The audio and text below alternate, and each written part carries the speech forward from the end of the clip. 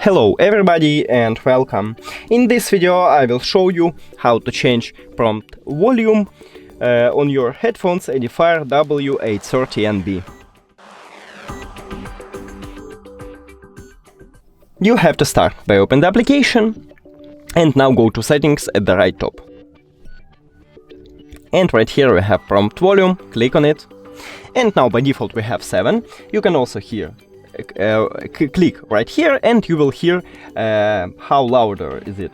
So if you want to increase it, just move it to the right. So let's say I want a maximum.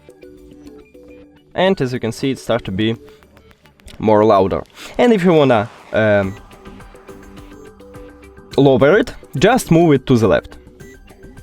And again, you can't hear it, but I can hear it have some sound also. So that's it. Thank you for watching this video. If you found it helpful, please consider subscribing to the channel and leave the like on the video. It's really important to us. See you later!